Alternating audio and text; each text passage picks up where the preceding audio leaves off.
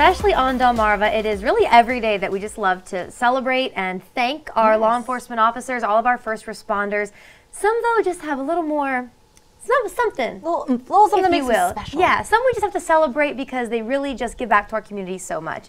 One of those very special people is on the CoastLife couch today. We have Detective First Class Amy Gutowski with us today. Thank you so much for being here. Thank you for having me. Of course. I appreciate it. Yes. So you're with the Ocean City Police Department, and guess this, you guys. Officer of the Year, right here. Congratulations. Thank you. Thank you. Of course. So first, I just want to know, what does it mean for you to get that title, Officer of the Year?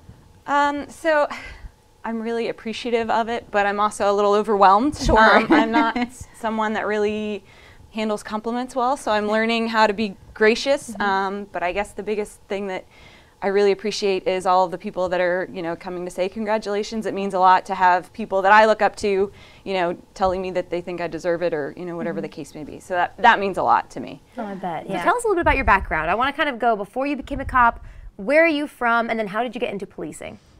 So I am from Reading, Pennsylvania, which is about 3.5, 4 hours from here. I went to high school and college there. I went to Albright College. I played soccer out there, and from that experience, the Ocean City Police Department came and did like a recruiting training presentation for us and told us about the seasonal program. I came down there down to Ocean City in 2009. I was a seasonal. Graduated college, came back, got hired full-time, and I've been with Ocean City full-time since 2010. You know that the seasonal program is a great way to get people interested, invested. A lot of people stick it out and stay around. Right. Yeah. I mean, you can't beat the beach, right? There's no beaches in Pennsylvania, so I came down here, met my husband in the seasonal academy, and we both got hired together. So we're happy to have you. So thank you. That's great. So have you grown with the Ocean City Police Department since then? So for the last, I've been here for about 13 years, so the first decade or so of my career I was on patrol. I worked every shift. I worked nights, I worked day shift. I was in training for a while when I was a big fat pregnant lady and they didn't know what to do with me.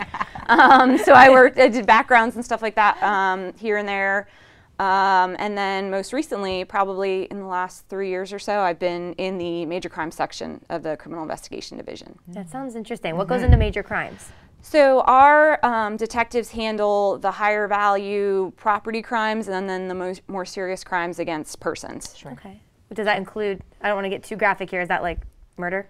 Yes. Assaults. Okay, stuff like that. Yep. Okay. Sexual assaults, assaults against children and the elderly, armed robberies, that kind of thing. And then we'll do like the higher value burglaries, financial crimes, thefts, that kind of thing. The scary stuff. Really. Yeah.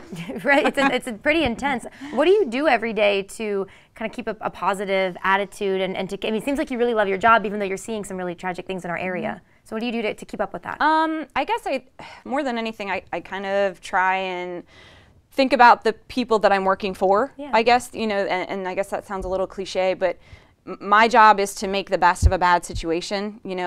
People don't call the police because they're having a good day. They're calling somebody in because probably maybe the most traumatic thing that's ever happened to them has happened to them, and it's my job to try and make it right.